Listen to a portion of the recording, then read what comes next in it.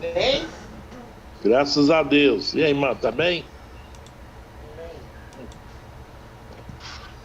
Então, irmãos, vamos começar então com uma oração e daqui a pouco a gente já começa já. Querido Deus Pai, graças te damos por esse dia que o Senhor nos concedeu. Queremos te louvar e te agradecer porque o Senhor nos deu uma excelente semana em tua presença, Deus.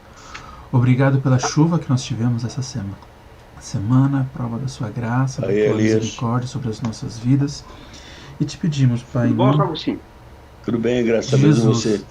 que o Senhor Graças a venha Deus. abençoar essa aula que nós teremos Então agora, tá bom. o tempo que nós iremos passar juntos. Que em nome de Jesus, ó Pai, nós tenhamos um tempo agradável estudando a Tua Palavra. Venha abençoar o pastor Roberto, a sua família que estão de férias.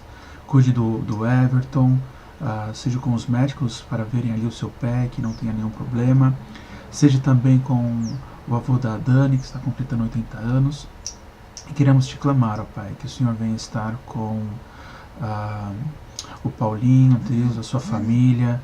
Venha estar com a irmã Isabel Bacelar, trazendo conforto aos seus corações. Deus, em nome de Jesus.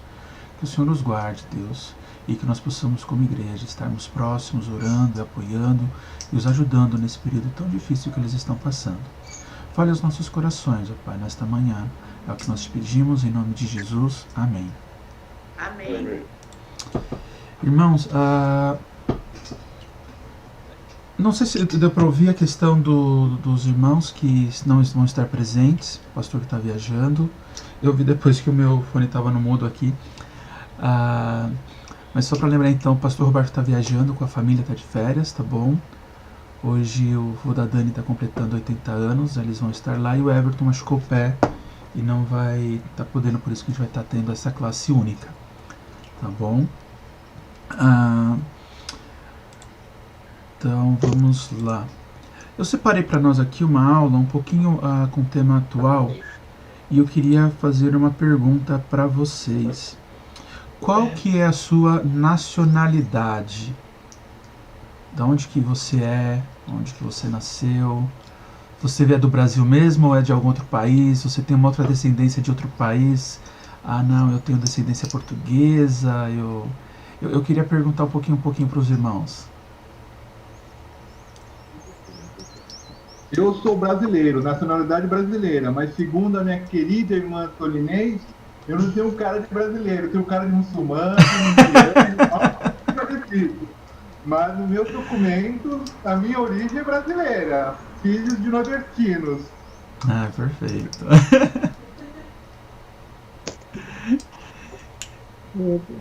Você tem cara de califa.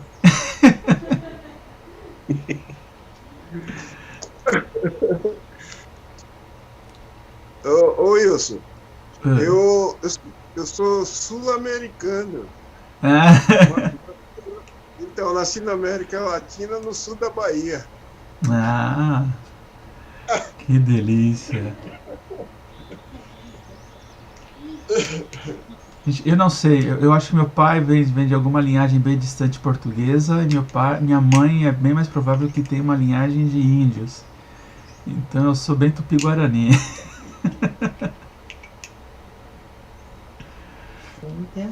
Sou brasileiro do recôncavo baiano. Terrinha boa.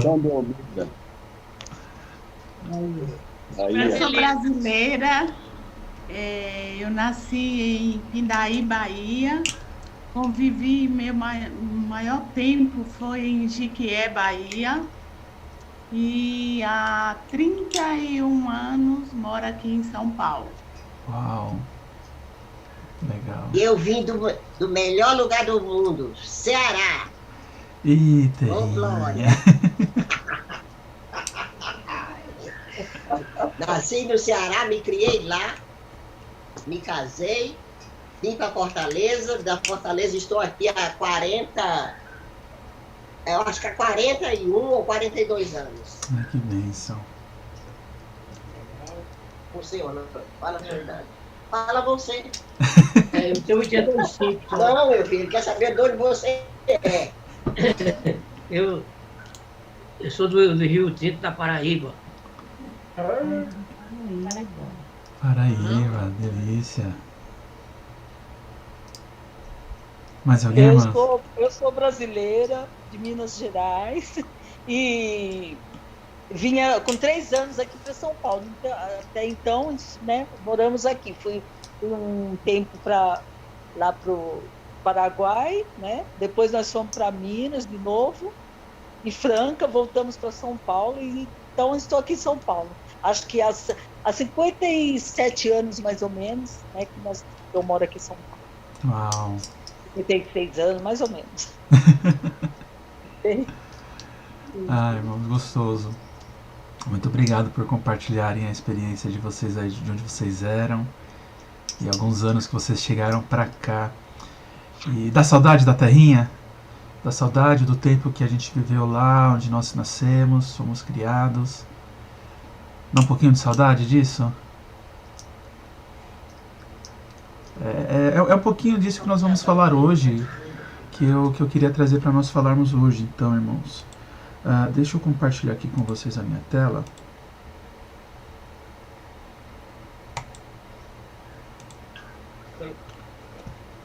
Ok. Perfeito. Todos estão vendo aí minha tela, correto?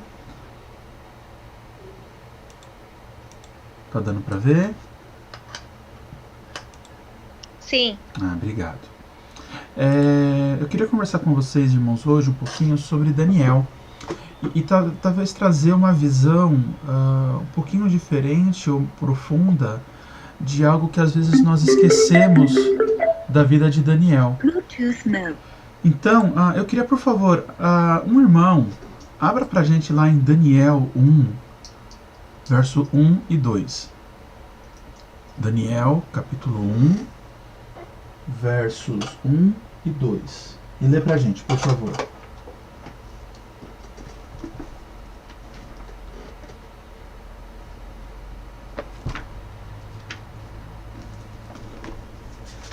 Daniel 1, versos 1 e 2.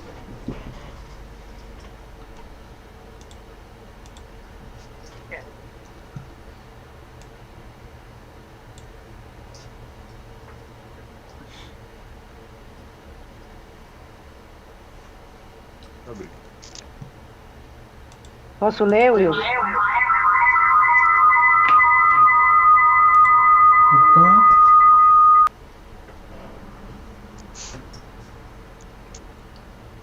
Pode ler, irmão? Posso ler, Will? Pode sim, irmã. No ano 3º do reinado de Joaquim, rei de Judá, veio Nabucodonosor, rei da Babilônia, a Jerusalém e a sitiou. O Senhor lhes entregou nas mãos a Jeoaquim, rei de Judá, e alguns dos utensílios da casa de Deus. A estes levou-os para a terra de Siná, para a casa de seu Deus, e os pôs na casa do tesouro do seu Deus. Obrigado, irmã. Irmãos, só para nós lembrarmos, essa foto aqui do lado é uma recriação de Jerusalém na época de Davi. Apesar de nós estarmos falando aqui do reinado de Joaquim, nessa época nós vamos ver o reino ele vai estar dividido. Então aqui Jerusalém ela é a capital do reino do sul e Joaquim está reinando em Israel. E aí o texto fala, só para nós entendermos, que ele estava reinando já há 3 anos. É o seu 3º reinado. Ele estava reinando ali em Judá, onde a capital era Jerusalém. E aí chegou o rei Nabucodonosor. Não sei, vocês lembram do rei Nabucodonosor? Vocês conseguem fazer uma ligação da história de Nabucodonosor? Quem ele era? Da onde? Qual que era a sua importância?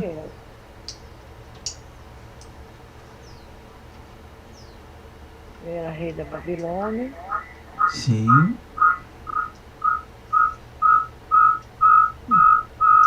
E ele que sitiou Israel O microfone está fechado, bem. e destruiu Jerusalém, né? Mas parece que a gente só para por aí. Eu quero ver se a gente abre um pouquinho mais o nosso entendimento de alguns aspectos. Então Nabucodonosor, ele era rei da Babilônia, ele governava a Babilônia, e então ele foi para Israel e ele a sitiou, ele a destruiu. Mas interessante que eu queria fazer uma pergunta. Por que Israel foi destruída? Por que Nabucodonosor conseguiu conquistar Jerusalém?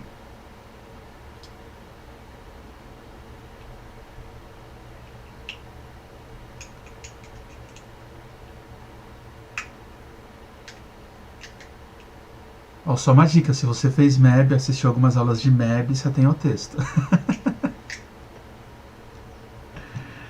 Por que Nabucodonosor conseguiu conquistar a cidade de Jerusalém?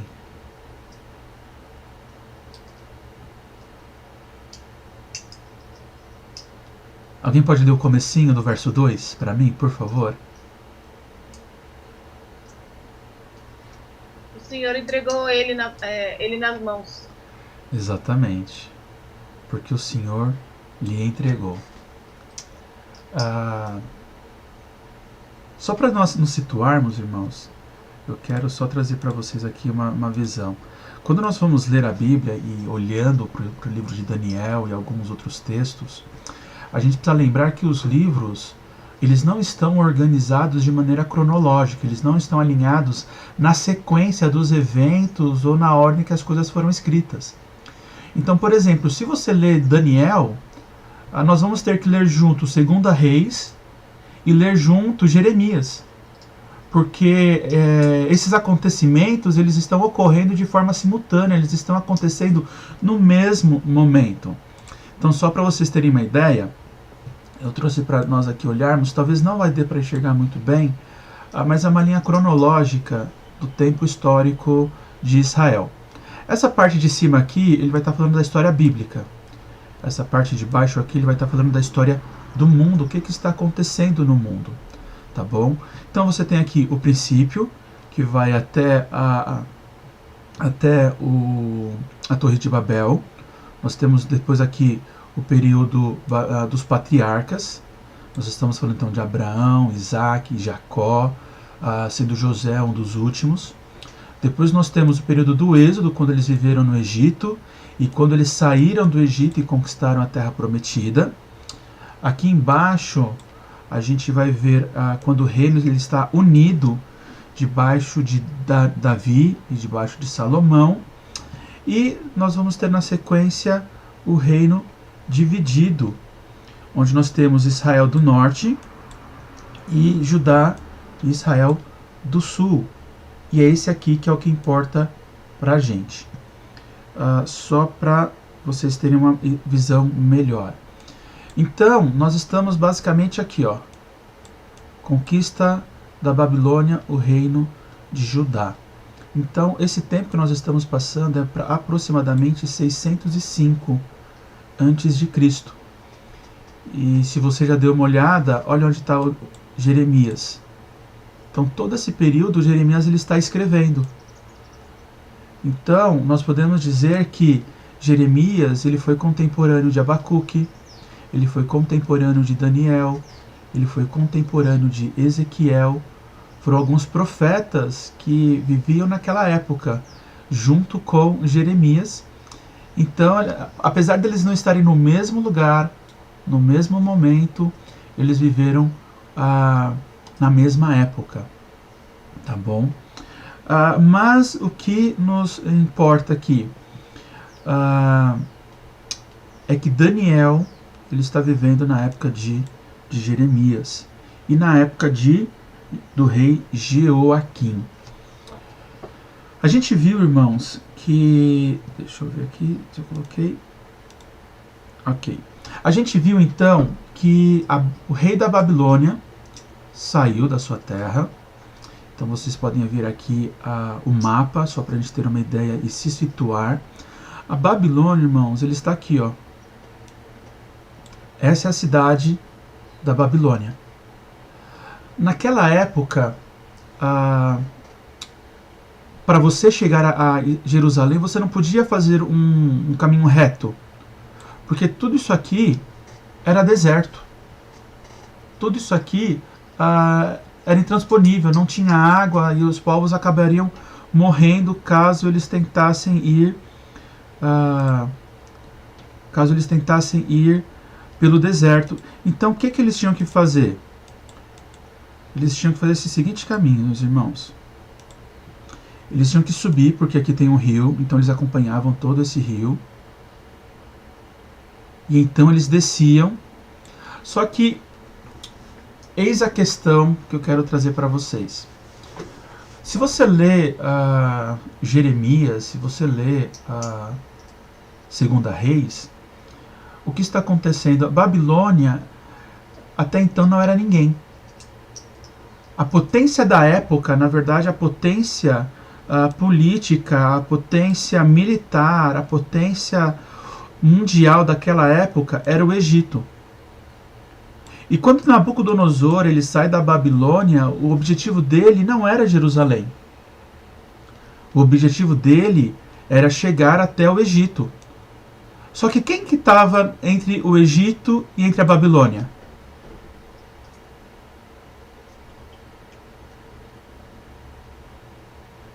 Quem que estava no meio do caminho?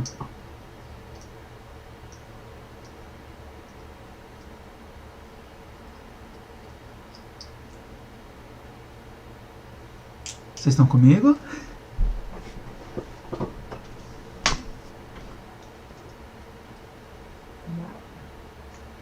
Vou chutar, Jerusalém. Jerusalém, irmão.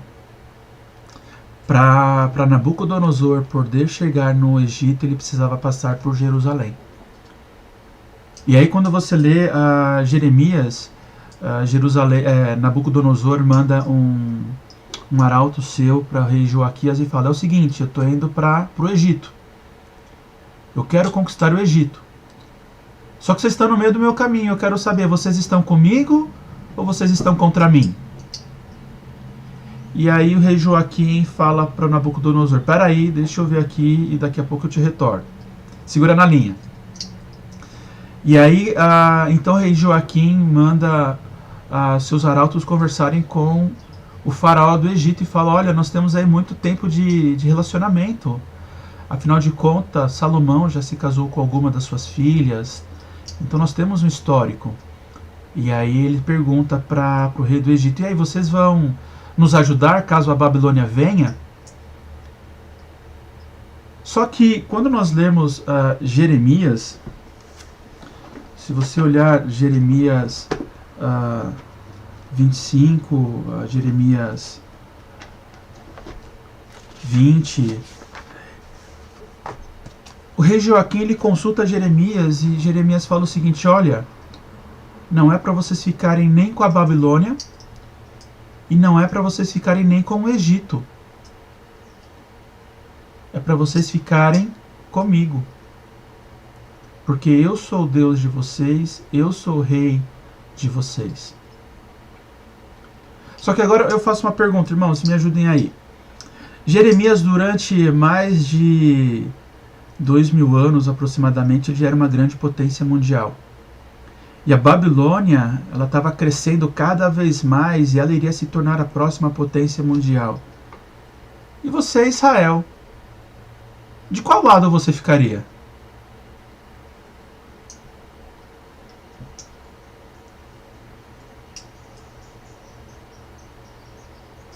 E aí, vocês ficariam do lado do Egito ou do lado da Babilônia?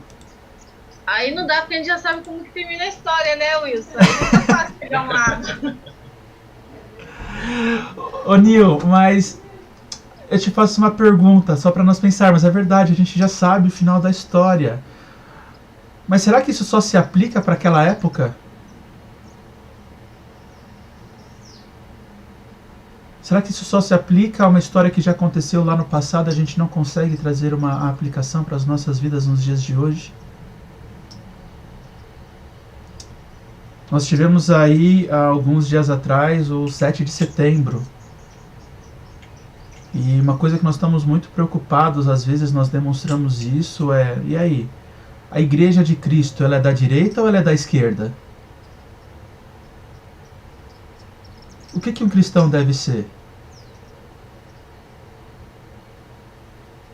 Talvez o que mudou foram apenas os cenários, porque agora não é mais uma Babilônia nem um Egito. Agora, talvez nós podemos olhar, nós temos a direita, nós temos a esquerda, nós temos Bolsonaro, nós temos o Lula. O que vai ser o melhor para o povo de Deus? Para a igreja de Deus? E isso é o sensacional da palavra. Ela não se limita à sua época, ela é viva e ela se contextualiza para os nossos dias. Quando nós olhamos para esse cenário, um mundo opressor, onde parece que não existe esperança, não dá para ficar nem com a Babilônia nem com o Egito, Deus está falando, vocês não têm que ficar com nenhum dos dois lados, vocês têm que ficar comigo, porque eu sou o Deus de vocês. Vocês são o meu povo. E eu tenho um plano na vida de vocês. E não vai ser Bolsonaro, não vai ser Lula, não vai ser a direita, não vai ser a esquerda que vai resolver o problema de vocês. E aí quando eu olho isso, eu falo, Deus tem um plano para o seu povo. Eu acho isso muito sensacional. E aí, dentro disso, irmãos, é uma aplicação que nós podemos trazer para nós hoje. Nós temos que ficar com Deus, independente de quem está no governo. E nós vamos ver um pouquinho mais para frente porque que isso para Deus não importa. Mas só fazendo outro parênteses, irmãos. Eu perguntei para vocês, né? Quando Nabucodonosor ele queria ir para o Egito, ele precisava passar aqui por Israel, por Jerusalém. Essa era a única terra que era o único caminho, quem queria sair do norte e passar para o sul. Quando você lê Jeremias, ele fala bastante disso. E eis que virá sobre vocês o inimigo do norte. Então, por quê? Na verdade, a Babilônia não está no norte, né? Está no leste aqui. Mas porque ela tem que subir e depois descer, é que o inimigo vem do norte. Mas uma outra pergunta bem interessante. Por que Jerusalém fica bem no meio do caminho?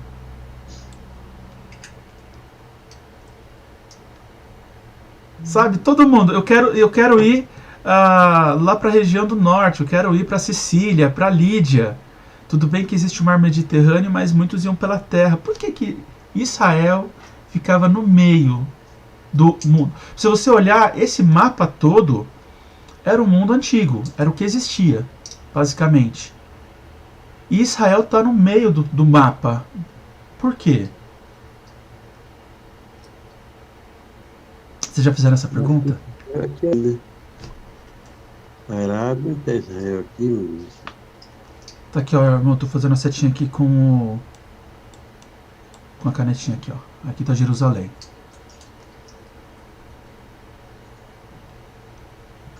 Cadê? Aí, ó. Por que Israel está no meio de tudo isso, irmãos?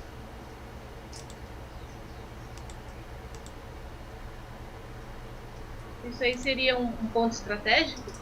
Exatamente. É um ponto estratégico. Se nós olharmos para o Antigo Testamento, nós precisamos lembrar que o desejo de Deus, quando Ele escolhe o seu povo, através de Abraão, Ele fala... Qual que é a promessa que Deus dá para Abraão, irmãos? Quem lembra?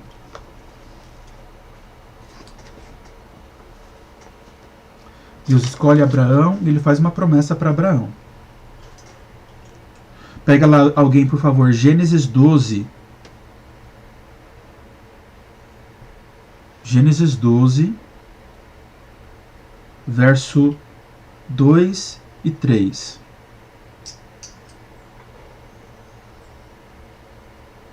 Farei de você um grande povo e o abençoarei. Tornarei famoso o seu nome e você será uma bênção. Abençoarei os que o abençoarem e amaldiçoarei os que o amaldiçoarem.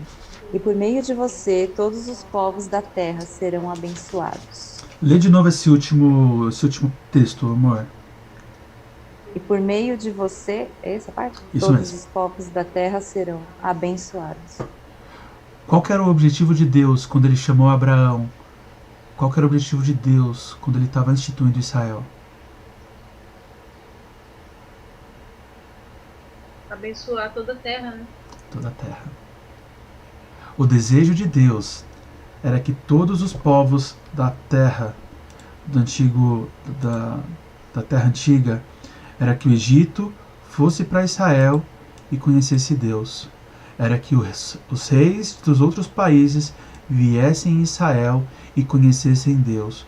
Os países lá de baixo viessem em Israel e conhecessem Deus. Os países lá da Itália, da Roma, viessem em Israel e conhecessem a Deus. Era uma coisa centrípeta, tudo puxando para dentro. Israel, as pessoas vinham para Israel e então conheciam Deus e voltavam para o seu país levando o Evangelho. É o que acontece com Salomão, quando a rainha... nossa, fugiu o nome agora. Aquela rainha super famosa que veio visitar Salomão. Rainha de Sabá. Veio visitar Salomão. Ela vem aqui de baixo, irmãos. Lá debaixo do Mar Vermelho. Ela ouve falar da riqueza de Israel. Ela ouve falar do poder de Salomão. Ela ouve falar do esplendor. Então ela sobe tudo isso aqui para chegar em Jerusalém, para ouvir falar do Deus de Israel, para então depois voltar para a sua terra levando o nome de Deus. Esse era o trabalho de Deus, o propósito de Deus quando você olha para o Antigo Testamento. Então nós precisamos lembrar, Deus tem um propósito para o seu povo, abençoar todas as nações. Então, não importa qual é a potência que está se levantando, nós como igreja de Deus, nós ficamos com Deus. Porque Deus tem um plano para as nossas vidas. E nós, irmãos, nós sempre vamos, como cristãos, nós sempre vamos ficar nos lugares menos imaginados. Já parou para imaginar, às vezes, um período que você passou numa empresa que você não entendia o que você estava fazendo lá? Deus, o que eu estou fazendo aqui nessa empresa? Não tem nada a ver comigo. Deus queria que ali você fosse uma luz, que você abençoasse aquelas pessoas. E às vezes você passou só o período de experiência. 3 meses. Acabou, você foi mandado embora. Mas Deus queria que você ali fosse bênção por um período de 3 meses.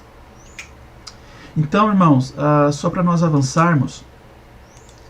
Então existia aqui, a guerra na verdade não era entre Israel e a Babilônia, mas era entre o Egito e a Babilônia.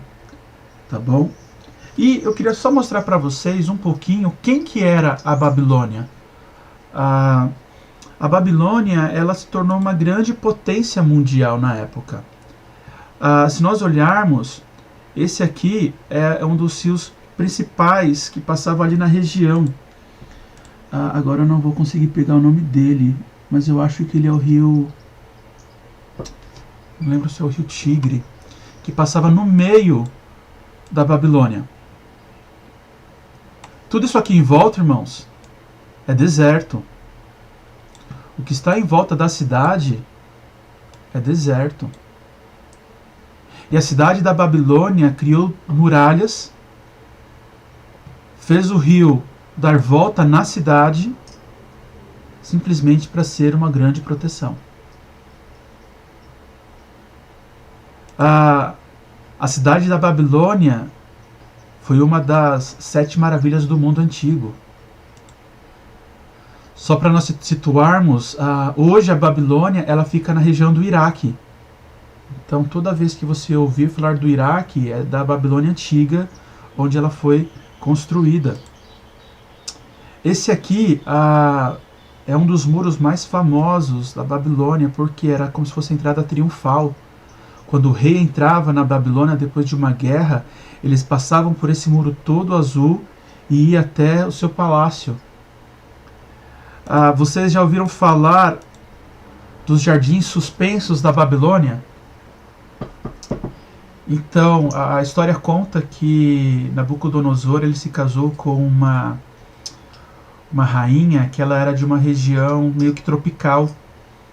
E quando ele a levou para a Babilônia, ela estava com muita saudade, porque ela estava com saudade daquela parte verde, daquela parte bonita. E ali ele estava no meio do deserto, então o que, que o rei mandou fazer? Já que você não pode voltar para sua terra porque você é minha esposa, eu vou trazer a sua terra para você. Então o rei mandou construir todo o deserto, todo o jardim vertical da Babilônia, simplesmente por um capricho. Eles tinham muito poder, irmãos. Eles tinham muito, muito dinheiro. E eles queriam se tornar a maior potência daquela época. Então eles partem rumo ao Egito para conquistar a terra do Egito. Então, só para mostrar aqui novamente. Wilson. Oi.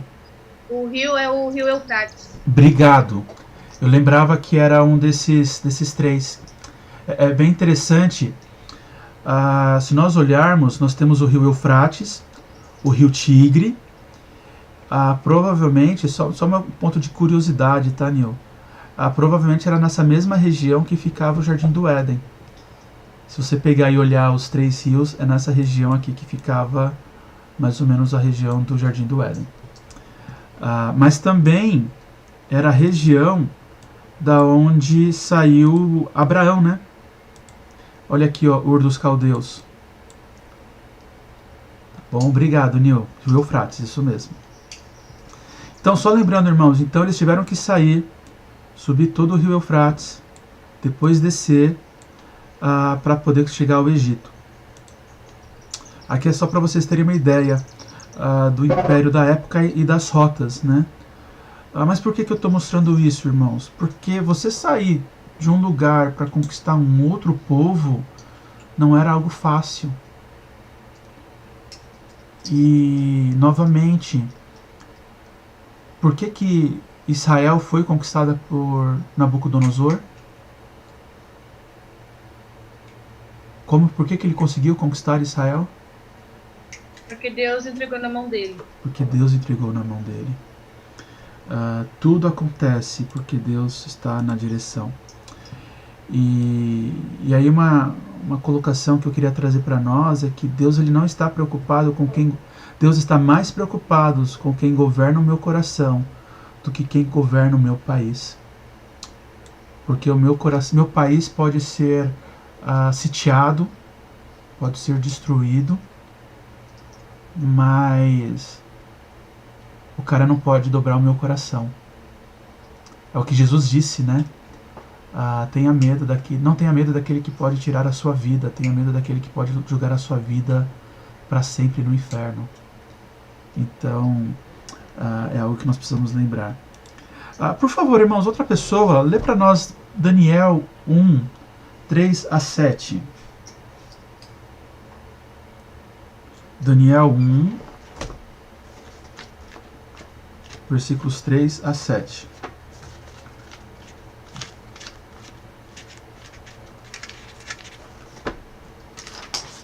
Disse o rei a Aspenaz, chefe dos seus eunucos, que trouxesse alguns dos filhos de Israel, tanto da linhagem real como dos nobres, jovens sem nenhum defeito, de boa aparência, instruídos em toda a sabedoria, doutos em ciência, versados no conhecimento e que fossem competentes para assistirem no palácio do rei, e lhes ensinasse a cultura e a língua dos caldeus. Determinou-lhes o rei a ração diária das finas iguarias da mesa real e do vinho que ele bebia, e que assim fossem mantidos por 3 anos, ao cabo dos quais assistiram diante do rei. Entre eles se achavam dos filhos de Judá Daniel, Ananias, Misael e Azarias. O chefe dos eunucos lhes pôs outros nomes, a saber, a Daniel, o Beltesazar, a Ananias, o de Sadraque, a Misael, o de Mesaque, e a Azarias, o de Abed-nego. Obrigado, Nilson. É muito interessante, irmãos. Então, Deus permitiu que Israel fosse destruída.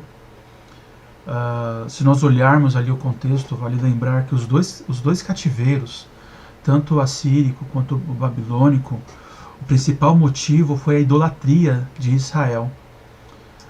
Deus queria que eles ficassem num povo, que eles não se contaminassem com os seus deuses, mas na sua própria nação eles se contaminaram com os outros deuses pagãos. Por causa disso, eles sofreram os 2 exílios. Só que agora nós temos um sentido oposto. Israel cai, ela é destruída, não fica pedra sobre pedra, tanto o templo é destruído, os muros são destruídos. E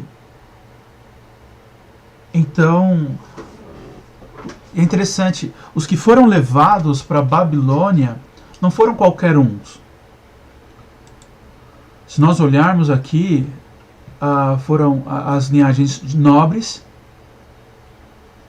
as linhagens de influência, homens sem defeito, de boa aparência, pessoas que apesar de queriam aprender, já tinham uma certa instrução, um certo conhecimento, uma certa sabedoria, e eram homens competentes. E esse aqui era o perfil deles. E talvez uma outra pergunta, irmãos, que eu queria fazer é, às vezes nós falamos assim, Deus, nós queremos ser usados, nós queremos ser bênção no seu reino, a gente quer ser usado pelo Senhor. E será que você se enquadraria, será que a gente se enquadraria nesses requisitos? É muito interessante, irmãos, porque às vezes a gente fala, não, eu quero um emprego bom, eu quero crescer na vida, eu quero assumir um cargo de liderança na empresa que eu estou. Mas será que a gente se enquadraria nesse requisito que a gente precisaria ter? Instruídos em toda a sabedoria, em toda a ciência, em conhecimento, competentes? E uma outra lição que a gente pode pegar e tirar para nós, irmãos, é que se nós queremos ser usados por Deus, nós precisamos estar preparados. Nós precisamos estar prontos. Nós precisamos ter conhecimento, sabedoria. Nós precisamos estudar. Nós precisamos ser competentes. Se a gente não está preparado, Deus nunca vai usar a nossa vida. E se nós queremos ser usados para coisas grandiosas, nós temos que nos preparar ainda mais. Eu acho muito interessante. Pedro foi muito usado por Deus. Com certeza, Pedro foi muito usado. Ele era o principal dos apóstolos. Mas Paulo, por causa de todo o seu conteúdo, o seu conhecimento, nós tivemos muito mais teologia, muito mais escritos paulinos do que de Pedro. Então, algo que nós precisamos entender, irmãos, nós precisamos estar preparados para sermos usados pelo Senhor. Nós precisamos ter conhecimento da Tua Palavra, nós precisamos ter conhecimento de outras coisas, de outros idiomas, nós precisamos ter conhecimento da área que nós queremos ir. Quanto melhor preparado nós estivermos, mais o Senhor poderá nos usar.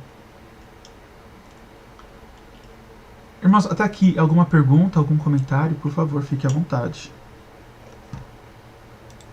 Alguma colocação? Wilson, é interessante que no livro que eu estou lendo, menciona sobre Pedro, né? Que Pedro ele foi tentado e negou Jesus. E nessa aí, Jesus permitiu essa tentação dele, permitiu essa queda dele para a santificação de Pedro, né? Se ele não passasse por isso, ele não teria essa aproximação de Jesus, né? E Jesus mesmo fala, né, que Satanás pediu eles lá naquela noite, mas ele intercedeu por ele. Então é interessante que Pedro não tinha toda a instrução, mas ele teve a aprovação de Deus diante dessa tentação. Sim. E novamente, dentro do plano de Deus. A questão toda é lembrar isso. A Bíblia toda não é um livro histórico. A Bíblia não foi escrita para ser um livro histórico, irmãos. A Bíblia é um livro que revela Deus. O relacionamento de Deus com o homem. Então, você vai pegar alguns livros, por exemplo, comecei a conversar com vocês sobre Juízes. E a cronologia de Juízes está totalmente errada. A história de Sansão não era para estar no final do livro, era para estar no começo. Gênesis, quando você lê sobre a história de Abraão, algumas sequências daquele texto também não estão corretas. Mas quando o autor, e nós precisamos lembrar disso, escreveu, o propósito dele não era fazer uma narrativa da história de Israel. Quando a Bíblia foi escrita, o autor queria revelar Deus e o plano de Deus para a humanidade. Nós precisamos ter isso em mente quando nós lemos a Bíblia. Ok? Mais alguém, irmãos? Vou avançar então aqui só para nós entendermos mais uma coisa. Muito interessante, nos versos finais, o 6 e o 7, falam de 4 jovens que foram separados para estar na casa de Nabucodonosor, para serem treinados, que eram Daniel, eram Ananias, Misael e Azarias. Irmãos, vocês lembram o significado do nome deles? Talvez vou exigir demais.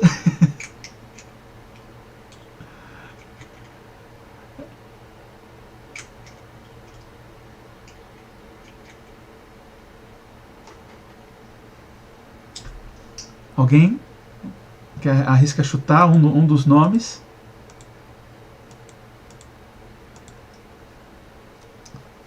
Só lembrando, irmãos, Daniel significa Deus é o meu juiz.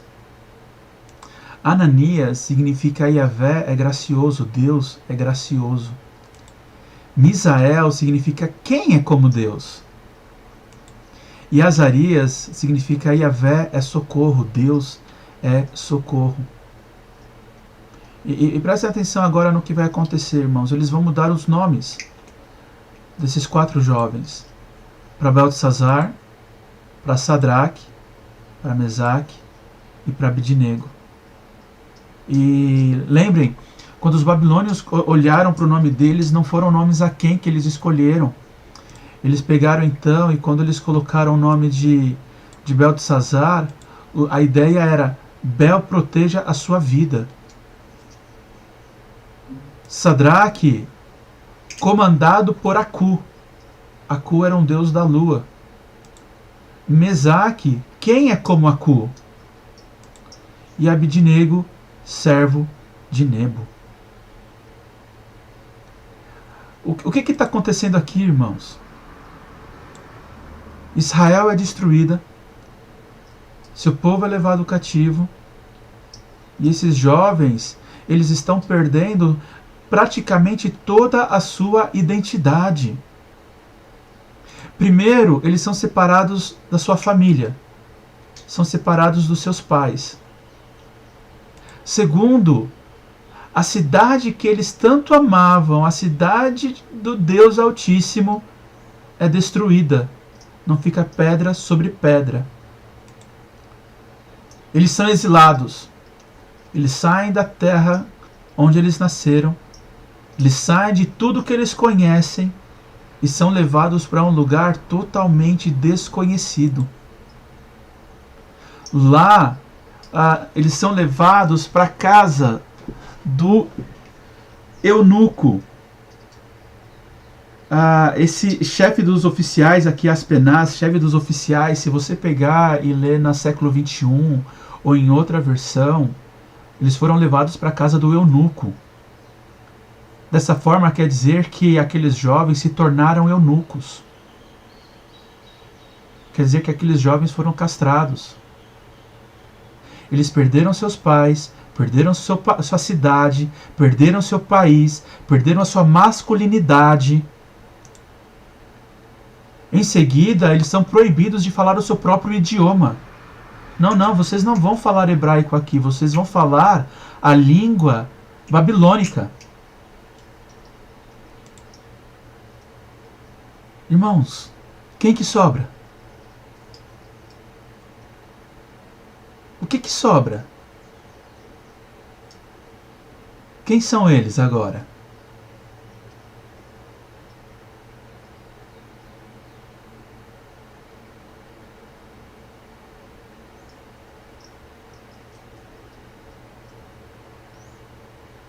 Por que Nabucodonosor está fazendo isso, irmãos? Me ajudem aí.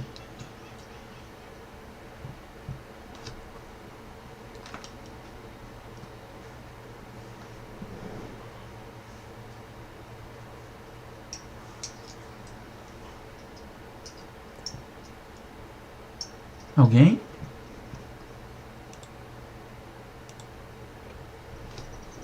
Irmãos, eles estão simplesmente tirando tudo que identifica aquele povo. Tudo que eles achavam que eles eram. O rei Nabucodonosor está tirando deles. Para eles não terem mais nenhuma raiz com Israel. Por mais que vocês são daquela terra, vocês não significam mais nada, porque agora vocês são meus súditos. Vocês agora são o meu. E eu queria fazer uma pergunta para vocês. O que nós temos perdido nesse mundo?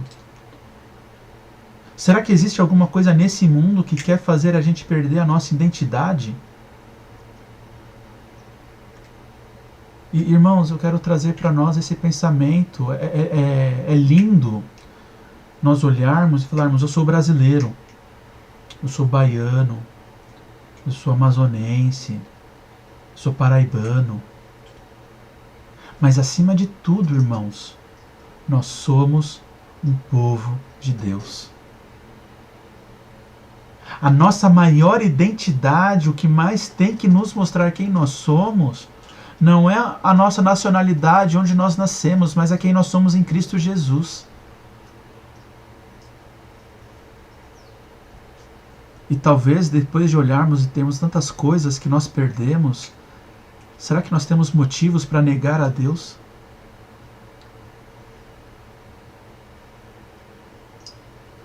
Será que nós temos motivos para... Na realidade, nós somos cidadãos dos céus. Exatamente, irmãos. Isso aí, Agostinho. Entendeu? E é interessante, eles podem tirar a nossa liberdade em alguns aspectos, o nosso direito de ir e vir. Podem tentar nos fechar, podem tentar fazer qualquer coisa.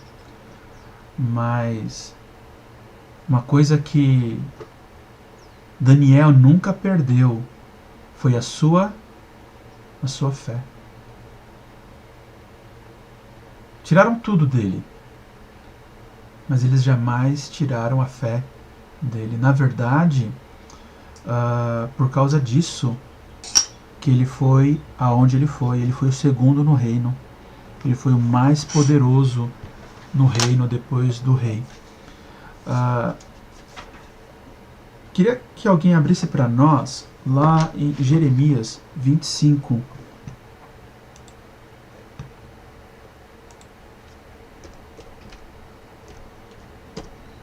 Jeremias 25.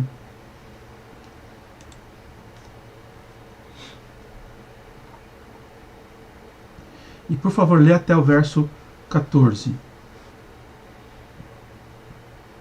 A palavra veio a Jeremias a respeito de todo o povo de Judá no 4º ano de Joaquim, filho de Josias, rei de Judá, que foi o 1º ano de Nabucodonosor, rei da Babilônia. O que o profeta Jeremias anunciou a todo o povo de Judá e aos habitantes de Jerusalém foi isto: durante 23 anos a palavra do Senhor tem vindo a mim, desde o 13º ano de Josias, filho de Amon, rei de Judá, até o dia de hoje. E eu a tenho anunciado a vocês, dia após dia, mas vocês não me deram ouvidos. Embora o Senhor tenha enviado a vocês os seus servos, os profetas, dia após dia, vocês não os ouviram nem lhes deram atenção. Quando disseram: converta-se cada um do seu caminho mau e de suas más obras, e vocês permanecerão na terra que o Senhor deu a vocês e aos seus antepassados para sempre. Não sigam outros deuses para prestar-lhes culto e adorá-los. Não provoquem a minha ira com ídolos feitos por vocês, e eu não trarei desgraça sobre vocês. Mas vocês não me deram ouvidos e me provocaram a ira com os ídolos que vocês fizeram, trazendo desgraça sobre si mesmos, declara o Senhor. Portanto, assim diz o Senhor dos Exércitos: visto que vocês não ouviram as minhas palavras, convocarei todos os povos do norte e o meu servo Nabucodonosor, rei da Babilônia, declara o Senhor. Eu os trarei para atacar esta terra e os seus habitantes e todas as nações ao redor. Eu os destruirei completamente e os farei um objeto de pavor e de zombaria, e uma ruína permanente. Darei fim às vozes de júbilo e de alegria, às vozes do noivo e da noiva, ao som do moinho e à luz das candeias. Toda esta terra se tornará uma ruína, desolada, e as nações estarão sujeitas ao rei da Babilônia durante 70 anos. Quando se completarem os 70 anos, castigarei o rei da Babilônia e a sua nação, a terra dos babilônios, por causa de suas iniquidades, declara o Senhor. E a deixarei arrasada para sempre. Cumprirei naquela terra tudo o que falei contra ela, tudo que está escrito neste livro e que Jeremias profetizou contra todas as nações, porque os próprios babilônios serão escravizados por muitas nações e grandes reis, e eu lhes retribuirei conforme as suas ações e as suas obras. Obrigado, amor. É interessante, aqui Jeremias ele está escrevendo antes de que tudo isso aconteça. Na verdade, quando a gente olha no livro de Jeremias, a queda mesmo de Israel só vai acontecer no capítulo 50, 49. E Jeremias já estava falando o tempo que Israel iria ficar no cativeiro.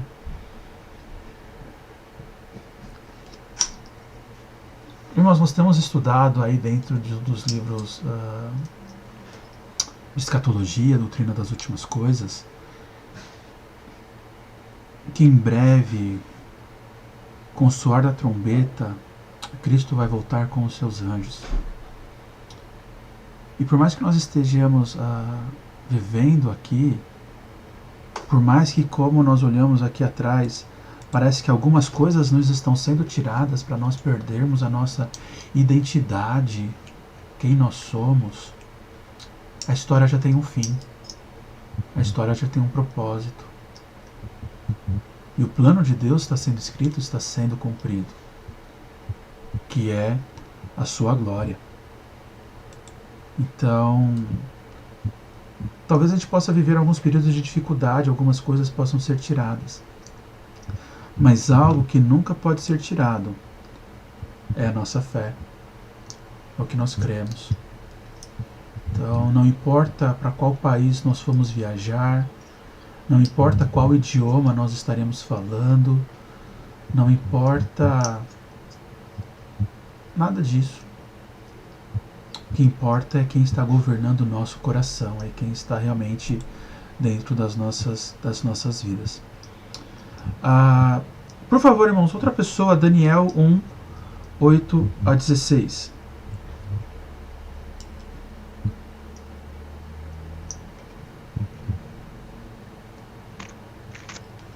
Daniel 1, do 8 ao 16.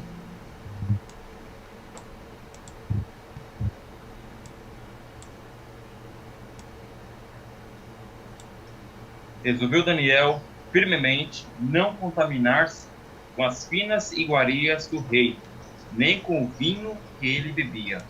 Então pediu ao chefe dos eunucos que lhe permitisse não contaminar-se. Ora, Deus concedeu a Daniel misericórdia e compreensão da parte do chefe dos eunucos. Disse o chefe dos eunucos a Daniel: tenho medo do meu senhor, o rei, que determinou a vossa comida e a vossa bebida. Porque, pois, deveria ele o vosso rosto mais abatido do que o de outros jovens da vossa idade? Assim, porieis em perigo a minha cabeça para com o rei. Então disse Daniel ao cozinheiro-chefe, a quem o chefe dos eunucos havia encarregado de cuidar de Daniel, Ananias, Misael e Azarias. Experimenta, peço-te, os teus servos 10 dias, e que se nos deem legumes a comer e água a beber. Então se veja diante de ti a nossa aparência e a dos jovens que comem das finas iguarias do rei.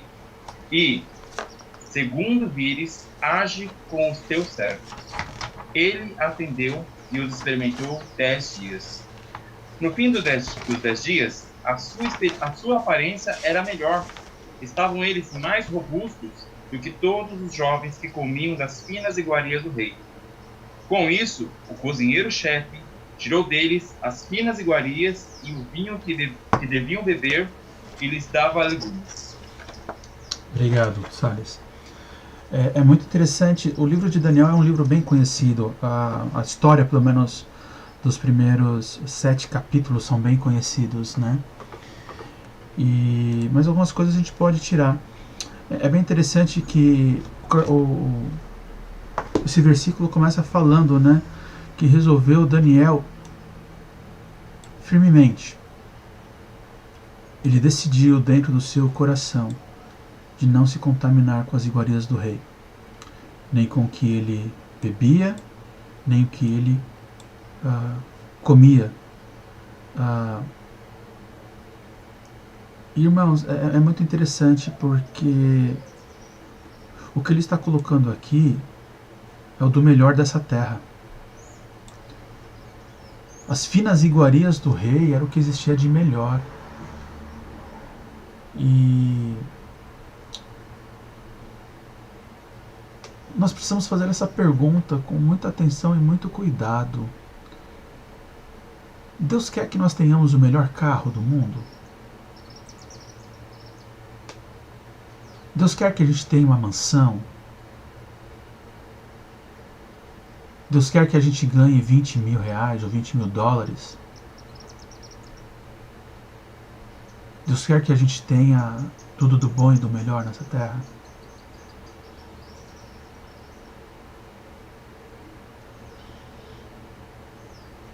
Uma vez eu perguntei, será que toda bênção é bênção?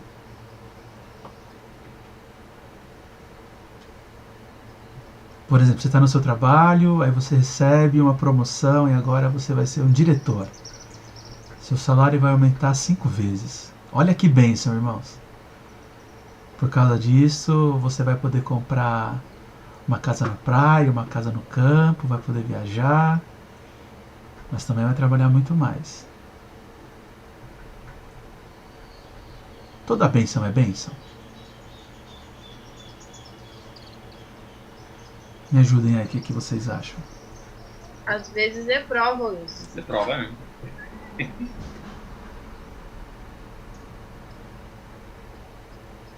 Quem mais, irmãos? O exemplo aí que você deu, né? Ganhar um aumento, uma promoção. Mas aí essa promoção é para você ajudar os irmãos na igreja, ajudar o mais próximo, ou é para você comprar coiseiras para você? É uma boa pergunta. Eu estava conversando com um amigo aqui do seminário, ele falou que ele comprou um livro chamado Economia de Deus.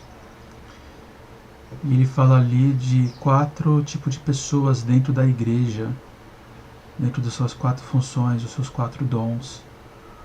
Onde você tem o dom do contribuir, o dom do administrar, o dom da pobreza. E cada um deles, o foco é o reino, né? Mas como que nós usamos o que Deus tem nos dado, né? E aí, irmãos, mais alguém quer comentar aqui dessa pergunta? Toda bênção é bênção? E muitas vezes eu penso que certas bênçãos são puros esforços humanos, porque a gente se esforça para ter muitas coisas, luta para ter muitas coisas. Não que seja pecado ter um bom carro, ter isso, mas o que muitas vezes te leva a você se sacrificar para ter um bom carro, ter uma boa casa, você deixa muitas vezes de lado a igreja, seus amigos, sua família, tudo só em busca de conquistar, e você acaba não usufruindo dessas coisas que você acha que, opa, vai ter uma bênção para mim, eu ter uma boa casa, um bom carro, você ter uma casa na praia, levar amigos, levar irmãos, mas muitas vezes ele quer tanta isso que são somente esforços humanos, penso eu. Não, perfeitamente. É interessante essa questão dos esforços humanos, porque nos é ensinado que nós temos direito a isso, né? Nosso direito, usufruir desses bens, né? Nosso direito. Mas interessante, voltando aqui, uma outra coisa que o rei queria cortar deles ou eliminar deles era também a forma de alimentação, porque isso também dizia um pouco sobre eles. O que eles comiam diz quem também nós somos. E então, sem contar que aqui era a questão das comidas eram oferecidas aos ídolos, né? Mas a ideia realmente é ainda mais querer tirar a identidade. Mas a pergunta talvez que nós temos que fazer em cima aqui desse aspecto, irmãos, nós temos realmente desejados firmemente não nos contaminar com as coisas deste mundo? Porque... Wilson, Oi. só para deixar claro aí, sempre que eu vi essa parte, eu entendi que essas iguarias eram as carnes, né? Porque eram consagradas aos deuses. Está correto ou... Sim. Eu estou viajando. Não, tem a ver com a carne que era oferecida a ídolos, ao vinho, lembra? O povo, os outros povos, eles eram muito ímpios, muito promíscuos. Então, eles bebiam muito, eles ficavam bêbados e não tinham consciência das coisas que eles faziam. Então, ali também tem uma ideia não só de bebida, mas também da orgia que deveria existir nesses lugares. Então Daniel está querendo não só se contaminar, mas não fazer parte disso. Se você pegar e olhar ali a história de Esther, quando o rei Assuero, eu acho que era isso, manda chamar a rainha Vasti, ali eles estavam numa festa há meses, bebendo, e era uma coisa realmente pervertida. Então era algo, eu não quero fazer parte disso. E aí que entra a pergunta, né? Dentro de tudo que o mundo nos oferece, nós temos nos posicionados firmemente. Essa palavra firmemente é uma forte convicção, um forte desejo de, olha, eu não vou me corromper. Para eu crescer na empresa eu preciso atender o telefone e falar, olha, meu chefe não está. E o chefe está do meu lado, vou ter que mentir, vou ter que mudar um relatório administrativo. Será que eu tenho realmente essa determinação de não me contaminar?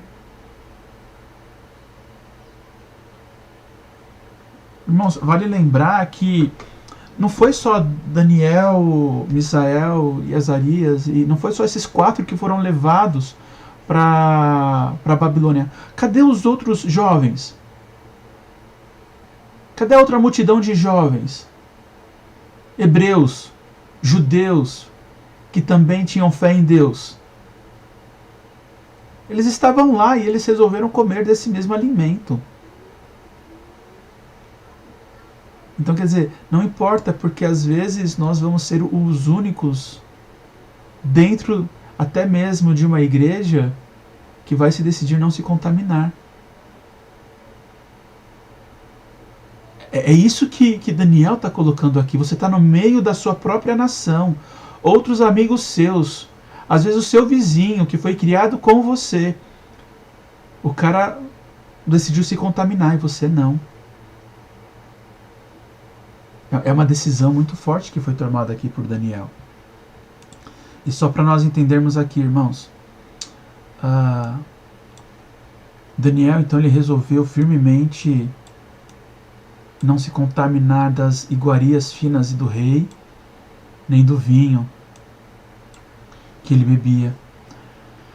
E aí, então, ele vem e ele fala, né, ele pediu para o chefe dos eunucos O chefe dele, o cara tinha acabado de chegar ali no reino e ele pede, olha, eu não quero me contaminar. E ele usa esse termo, né? Eu não quero me contaminar. Ora, concedeu a Daniel, Deus concedeu a Daniel misericórdia e compaixão. Quando o primeiro que aconteceu, primeiro ele se posicionou, foi a primeira coisa que aconteceu. E depois que nós nos posicionamos, depois que a gente realmente fala, não, eu não quero, Deus ele vai fazer a vontade dele. Deus ele vai agir. Então ele teve misericórdia, concedeu compreensão ao chefe dele. Falou, chefe, olha, desculpa, eu sou cristão e eu não minto. Só que o seu testemunho tem que condizer, né? Você não vai mentir num telefonema, mas vai agir de formas piores em outras áreas, né? Mas aqui não, Daniel ele realmente ele estava firmemente em todas as suas práticas, decidido não se contaminar. Pode falar, irmão. Então, a história que está paralela a ela na Bíblia é a história de José do Egito. Sim. Ele decidiu não se contaminar lá com a mulher de Potifar. Então ele preferiu agradar a Deus e não se contaminou. Então Daniel, ele aí agiu corretamente. Se os amigos dele se contaminou, mas ele não. Ele determinou não se contaminar com as iguarias do rei. Correto. Perfeito, irmão. Diante do pecado também deveríamos agir da mesma forma. Muitas vezes caímos, mas deveríamos agir do mesmo jeito. Exatamente. Não dando lugar ao diabo. Mas agora vem uma pergunta que talvez é a grande dificuldade nossa, irmão. Nós olhamos e nós vemos a grande diferença das consequências de Daniel e nas consequências de José. José, quando ele se posicionou, o que aconteceu com ele?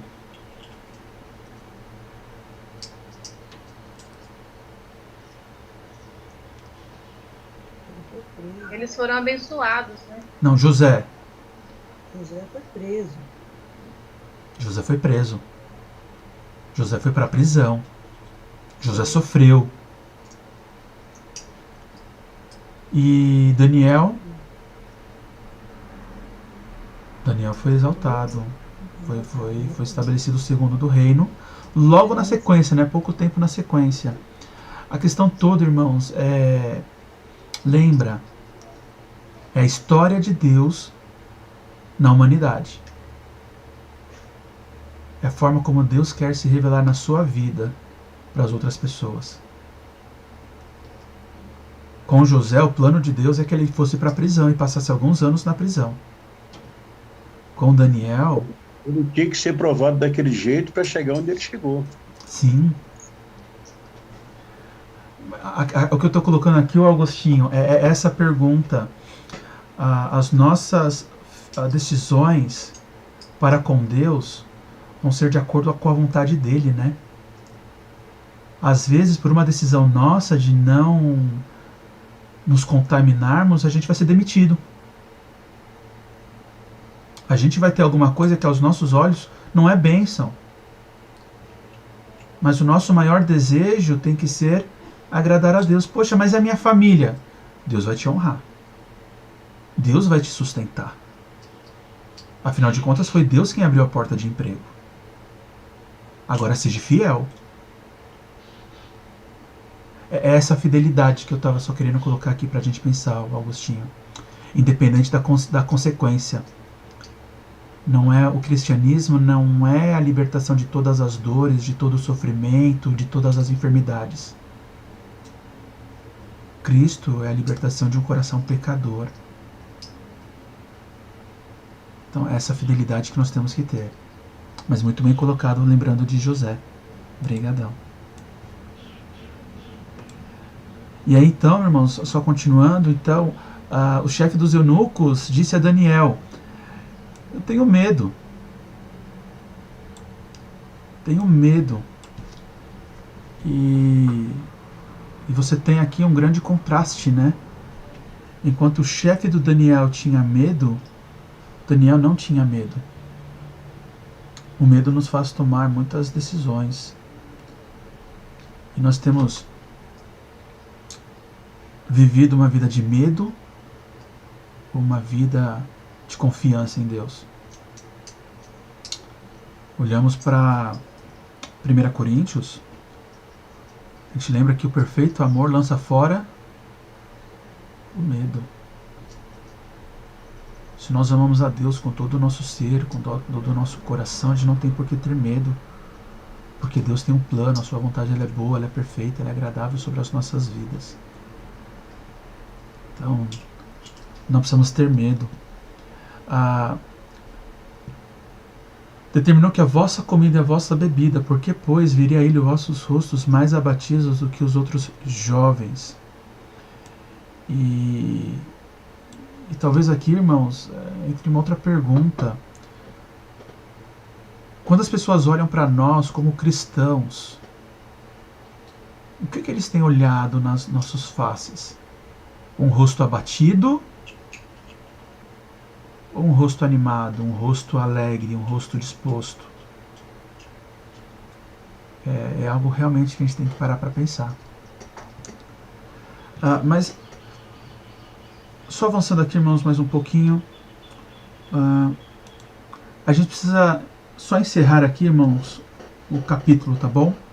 Outra pessoa, por favor, lê Daniel 1, 17 ao 21.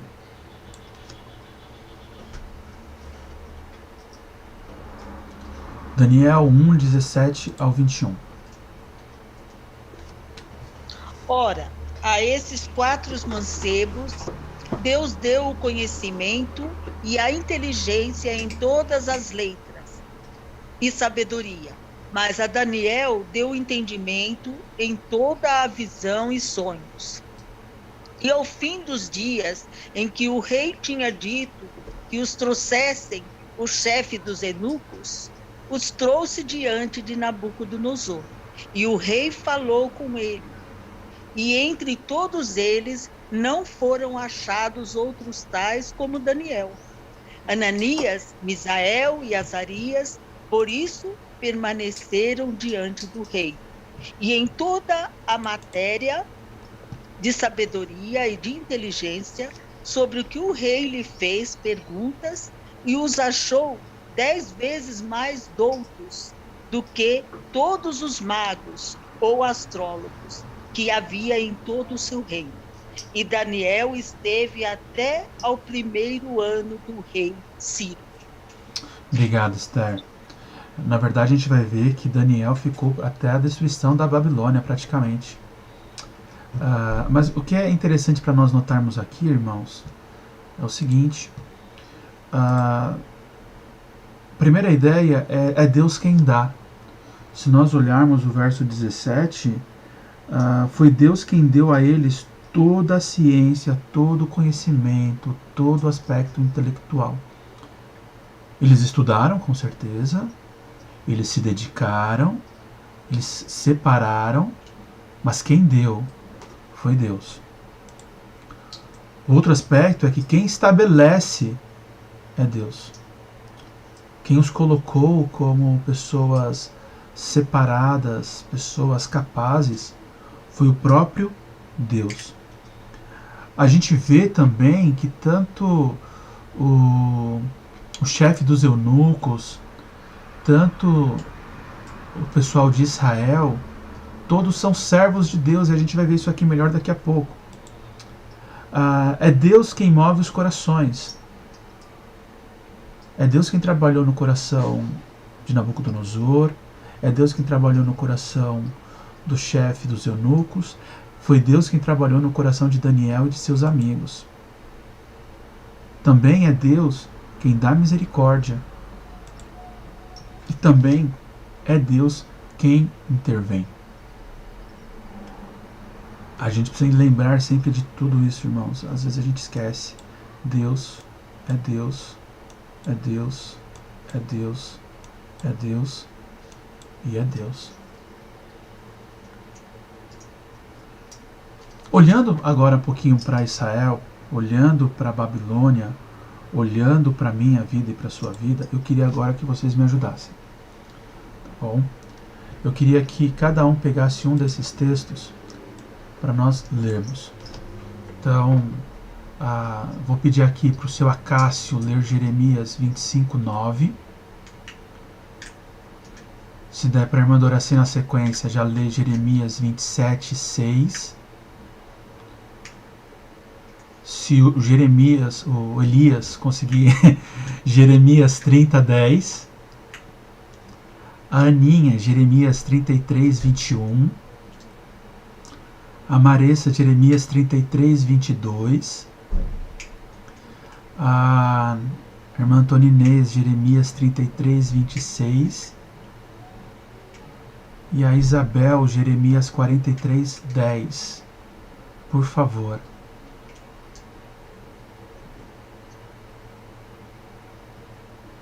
Aí vamos ler na sequência. Você pode pegar, abrir o microfone e já vai lendo, tá bom?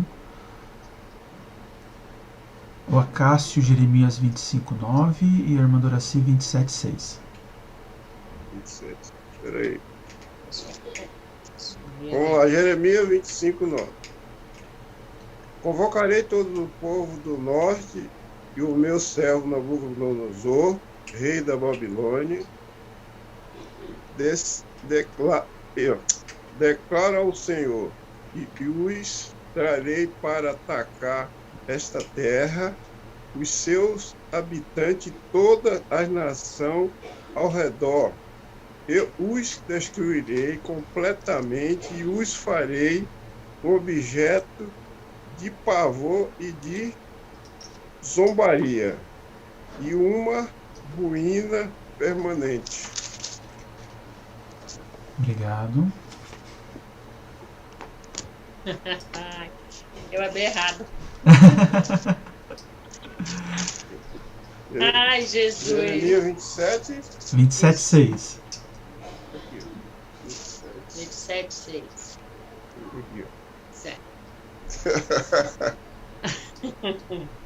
Agora sou eu mesmo que entrego todas essas nações nas mãos do meu servo Nabucodonosor, rei da Babilônia. Sujeitei a ele até mesmo os animais selvagens.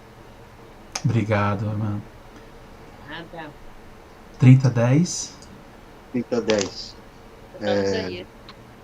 Descendente de meu servo Jacó, não tenha medo, povo de Israel, não fique assustado.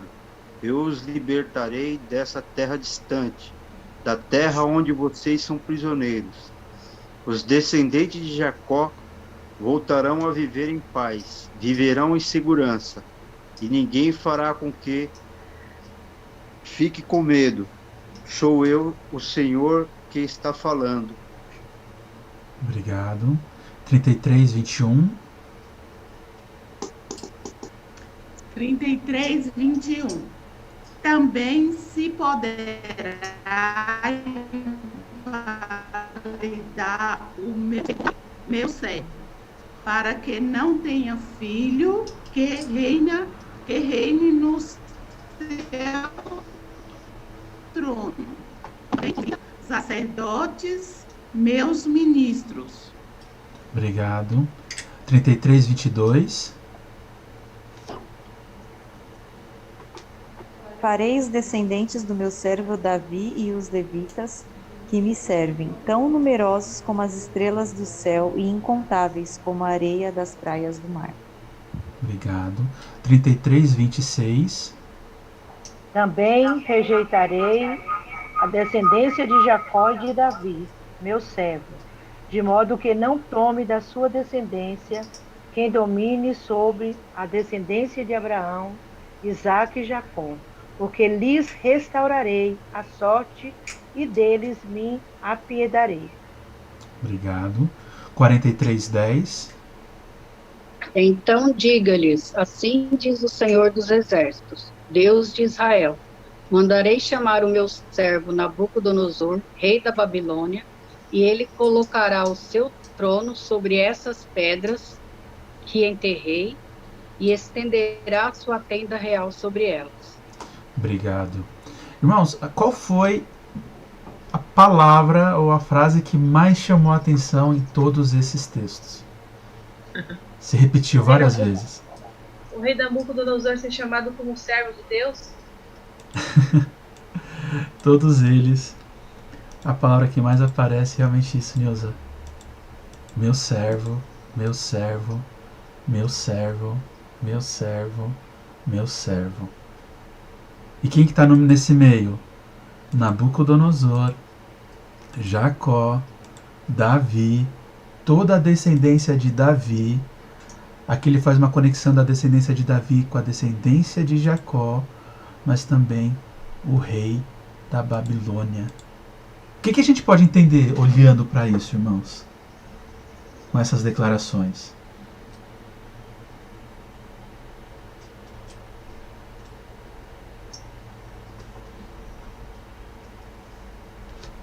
Quando a gente pega e lê todos esses textos falando sobre quem é servo de Deus, o que nós podemos entender?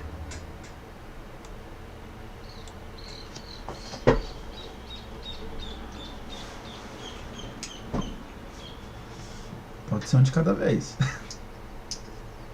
Posso falar? É que depois só eu que falo, né? Falando de mim.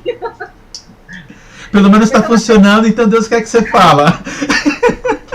É, né? Hoje ele quer. Eu tava até falando isso com o Ricardo aqui. Eu falei, nossa, olha, tá tudo chamando meu servo. Aí eu fiquei pensando, Nabucodonosor não servia a Deus, né? Eu acho que se aplica assim, que Deus quer dizer, está sobre o meu domínio. Ele serve a mim, né? Tipo, Deus comanda da forma que ele quer. Sim. O que mais, irmãos? Se nós formos trazer para os nossos dias, para as nossas vidas.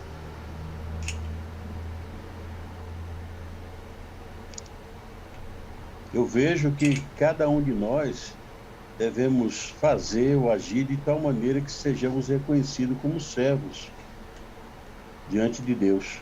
Eu vejo assim. Sim. Exatamente. Obrigado, Agostinho. O que mais, irmãos?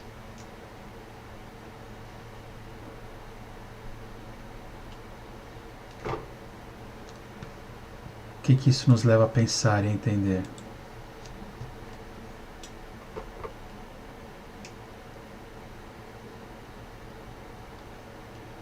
E nós temos só um Senhor, né? Sim.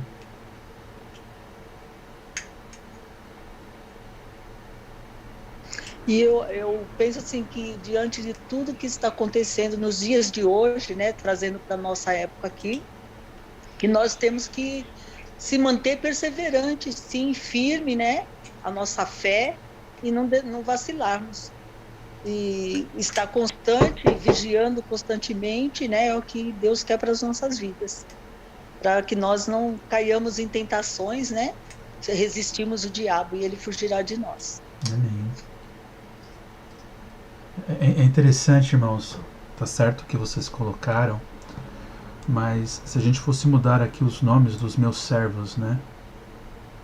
Então, aqui ele está falando, então, Nabucodonosor, meu servo. Um homem ímpio, mas que Deus chamava, olha, ele é meu servo porque ele faz o que eu quero. Foi ele que foi em Israel e ele que colocou juízo sobre Jerusalém. Por isso ele é o meu servo. Se nós olharmos, Faraó do Egito, meu servo, eu endureci o coração dele, porque eu queria mostrar a minha glória em cima do meu servo, Faraó do Egito. A Síria, meu servo, que trouxe julgamento ao Israel do Norte, mas ela é o meu servo. Ao Bolsonaro, o meu servo. Lula, o meu servo. Ao Talibã, o meu servo. E aí você pode colocar o nome de quem que vier na sua cabeça. Todos são servos do Senhor, porque nada consegue sair da soberania de Deus. E em toda essa história, Deus está sendo glorificado e o seu nome está sendo propagado. Ele está trazendo juízo a quem ele quer trazer juízo, ele está trazendo paz a quem ele quer trazer paz, e ele está se revelando em toda a história da humanidade. Todos são servos do Senhor. Alguém quer falar, irmãos? Fica à vontade. Oi. Posso falar uma coisa? Pode estar bem baixinho, Isabel. Tá baixo? Tá. Mas pode falar sim, a gente dá um jeito de ouvir. Normal.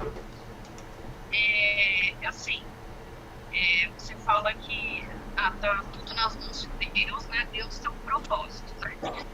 Mas assim, nós temos escolha também, né? E se a gente fizer a escolha errada, nós vamos ter as consequências também. Então, por que Nabucodonosor, servo de Deus, ele fez o que Deus mandou? Mas por que ele fez? Porque não estava agindo como Deus queria. Então, nós temos a escolha também. Se a gente fizer a escolha errada, nós vamos ter as consequências.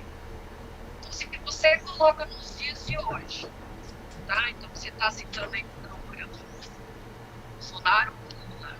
A gente está vendo qual que é o errado, qual que é o certo. A esquerda de hoje não é igual à esquerda de antigamente. Tá? Tem muita coisa errada. Então, se você vai escolher o errado, você vai ter as consequências disso. Então, a gente tem que colocar Deus em primeiro lugar, claro, com certeza. Mas nós somos responsáveis pelas nossas escolhas. Sim, Isabel. Com certeza, eu concordo com você. A questão toda é que muitas vezes a nossa escolha, ela às vezes não vai ser a escolha maior. Eu concordo que nós temos que fazer a nossa parte, Deus fala muito disso. A Bíblia toda fala, olha, nós temos que tomar essas escolhas. Mas se nós olharmos Romanos, deixa eu ver se é isso mesmo.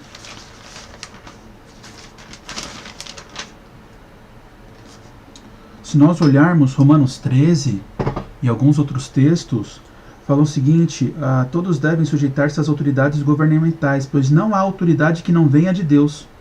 As autoridades que existem foram por ele estabelecidas. Então nós vamos fazer a nossa parte, nós devemos escolher o que nós vemos que é o correto, eu concordo. Mas se alguém chegou no poder, Deus permitiu que aquela pessoa chegasse lá. Então é isso que eu estou colocando. Eu concordo plenamente com você que nós temos que olhar e decidir as coisas com sabedoria. Mas nem sempre quem vai estar lá vai ser o melhor, mas quem está lá foi estabelecido por Deus. Por que a pessoa está lá? Sim. Por que Nabucodonosor destruiu a cidade? Levou o povo cativo. Por quê? A gente tem que pensar o porquê disso, né? Então, quando a gente olha a história, tem dois motivos. Tá bom? Primeiro, tem um aspecto do povo de Israel que estava pecando contra Deus e estava agindo de idolatria. Segundo, porque Deus queria que o povo de Israel fosse para Babilônia para ali Daniel pregar o evangelho para o rei Nabucodonosor. Para pregar o evangelho para Ciro. Para lá na Babilônia, e você vai ver, quando você olha a história, você vê que foi na Babilônia que Daniel recebeu a visão do que haveria de acontecer.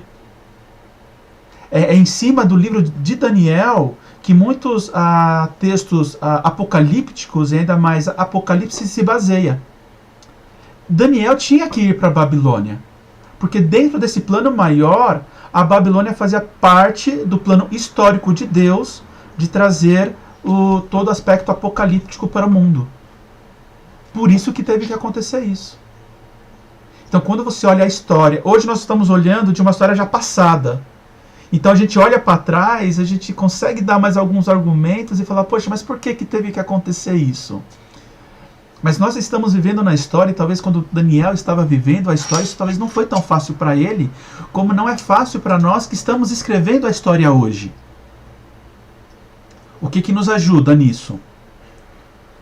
Por mais que, independente de quem esteja no governo, seja um governo ruim, nós escolhermos, nós não vamos nos contaminar. Por mais que quem esteja lá nós não concordemos, nós vamos tornar uma firme posição de pregar o evangelho, de condenar o pecado e de revelar Deus. Por mais que quem está lá seja uma pessoa que está pregando contra Deus e perseguindo a sua igreja, nós como cristãos continuaremos crendo em Deus, amando a Deus e obedecendo a Deus. Só para fechar, eu acho que isso pode ajudar um pouquinho, irmãos. Amém. Deixa eu só pegar aqui. É muito interessante. Nós não chegamos isso ainda aqui na aula de MEB, talvez no MEB 2 ou MEB 3, tá, Nil? A gente possa ver isso. Mas tem um aspecto dentro de quando nós estudamos a Bíblia, que é um aspecto do quiasmo. Alguém já ouviu essa palavra? Quiasmo é a forma como o texto é escrito e ele quer demonstrar alguma coisa. Os textos, eles não são simplesmente escritos de qualquer forma e jogados lá.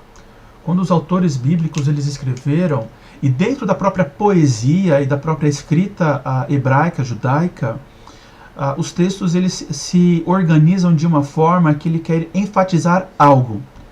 Ele quer deixar algo em total evidência. Então, por exemplo, quando nós lemos aqui, quando nós lemos os versos 1 e 2, então nós temos a primeira parte desse quiasmo, que ele fala o seguinte, está demonstrando que a Babilônia está exercendo a sua supremacia sobre Israel. Está demonstrando o poder da Babilônia sobre Israel. Depois, nós vemos ali dos versos 3 ao 7, 4 jovens que são submetidos ao estilo de vida da Babilônia. Vocês têm que viver dessa forma. Um governo ruim, um povo idólatra, uma nação pervertida, vocês têm que viver no meio dessa nação. Aí, Daniel, dos versos 8 ao 14, ele firmemente no seu coração deseja se manter firme a Deus. Então, essa é uma das partes mais fortes do texto. E então, como consequência, Daniel permanece firme. Os 4 jovens, eles triunfam sobre o estilo de vida babilônico, porque todos eles são achados com excelência, todos eles não negam o nome de Deus, todos eles são encontrados em destaque. Logo, Daniel mostra a supremacia de Deus sobre a Babilônia. Então, quando você olha qual que é o destaque que o autor quer dar aqui, ele quer mostrar isso. Por mais que você viva num lugar onde o estilo de vida é depravado, onde as pessoas não querem saber de Deus, quando você decide no seu coração e você permanece firme, isso vai provar a supremacia de Deus, isso vai provar a autoridade de Deus, isso vai trazer à tona, vai revelar quem Deus realmente é. A pergunta, então, que traz para nós é como nós estamos nos posicionando no mundo que nos é apresentado. Nós estamos procurando nos permanecer firmes e fiéis? E estamos permanecendo firmes e fiéis? Porque quando nós vivemos dessa forma, Deus, ele é glorificado, Deus, ele é exaltado. Na verdade, praticamente todo o livro de Daniel, ele é feito dessa forma, ele quer referenciar alguma coisa. Nós não temos tempo, mas se nós fôssemos olhar Daniel capítulo 2, que ele fala da visão do sonho de Nabucodonosor, o ponto principal desse capítulo é os magos não conseguem revelar sonhos. O único capaz de revelar sonhos é Deus. O único capaz de trazer respostas que nós precisamos é Deus. O foco todo, novamente, irmãos, o foco todo da Bíblia é revelar Deus no meio de uma geração depravada, onde nós precisamos nos permanecer firmes e inabaláveis. Novamente, o mundo vai tentar tirar a nossa identidade. O mundo vai tentar oprimir, vai tentar nos sufocar, vai tentar, nossa, quem que eu sou? Nós precisamos lembrar, eu sou filho de Deus, a minha cidadania é a eternidade. Estou aqui como peregrino de passagem.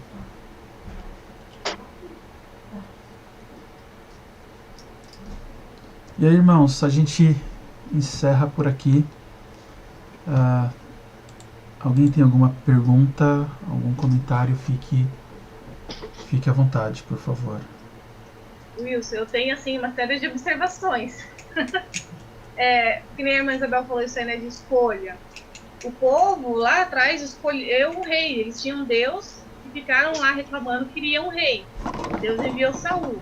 Sim. E aí a gente sabe toda a história que teve, né? Tudo que aconteceu. E foi por escolha do povo. Aí a gente volta de novo para a história de José. Que quando José passou por tudo aquilo, com certeza ele não compreendeu. Mas lá na frente foi por quê? Para descendência que Deus tinha prometido não morrer de fome. Foi a provisão que Deus preparou.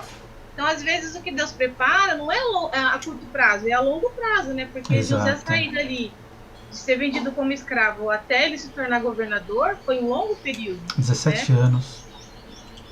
E uma outra observação que eu vejo, né, que nem tanto a história de Daniel como José, ela é aplicável ao cristão em qualquer fase da vida. Mas eu não deixo de observar sobre a juventude. Os jovens não se observam disso. Porque eles eram jovens e se mantiveram fiéis. E infelizmente muitos jovens crescem na igreja e tudo, e às vezes vão para uma faculdade, chega lá, a mente é totalmente desviada, e tudo aquilo que eles aprenderam, eles descartam, e não digo todos, né? Tem aqueles que se mantêm fiéis mesmo. Então, é como você colocou, Daniel e os amigos ali, foram só aqueles ali e os outros. Aí eu trazendo para os dias de hoje, eu vejo, são os jovens que aprenderam, que também têm um bom conhecimento, só que chega numa fase da vida nessa juventude que não é firmada e acaba se desviando, né? Acaba se contaminando com o que é oferecido a eles. Infelizmente é a grande verdade, Neuza. Por isso que cabe a nós, como pais, ensinar enquanto a gente pode. Porque vai chegar uma época que os nossos filhos vão ter que tomar as decisões e as escolhas dele. E aí já não é algo que nós temos que nos martirizar e falar onde eu errei. Você ensinou, como diz o princípio de Provérbios, ensina a criança no caminho que deve andar, para quando cresça não se desviar. Eu tenho falado várias vezes isso não é uma promessa, é um princípio. Mas chega um momento da vida, novamente, como nós vimos um pouquinho ali em Juízes, onde Deus não pode ser mais apenas o Deus dos pais. Agora eu preciso ter a minha experiência com Deus para que Ele possa ser o meu Deus. E talvez o que nós precisamos aprender como pais é, desde criança, ensinar para os nossos filhos a já terem essa experiência com Deus. Não esperar chegar na adolescência para eles começarem a entender como ter essa experiência com Deus. Talvez esse seja o maior desafio. Mas cabe a nós, como igreja, os mais velhos ensinarem aos mais novos. Haja visto, irmãos, cá entre nós, com exceção de poucos, né, igual Pedro e Samuel sempre têm estado aqui conosco, onde estão os outros jovens da igreja? Entendeu? Olhando a lista de presença, nós não temos. Isso é algo que nós, como igreja, tem que chamar muito a nossa atenção. Mas realmente é algo que nós temos que orar. E assim, a gente olha também, né, porque você falou assim, nós estamos escolhendo ser firmes, estamos permanecendo ser firmes, e seja lá qual for o que aconteça, pode até não parecer justo. Aí a minha mente fica viajando na Bíblia e lembra de Paulo falando, morrer é lucro. Então, se mesmo que a gente permaneça fiel, permaneça constante, e vier a morte por causa disso, como Paulo disse, morrer é lucro. E aí, de novo ainda, né, a Bíblia fala, né, que o mundo jaz no maligno. Então não adianta a gente querer que o bem esteja aqui, porque o mundo jaz no maligno, não tem como. Nós somos diferentes. Como o irmão Agostinho falou, nós somos cidadãos do céu, não pertencemos a esse mundo.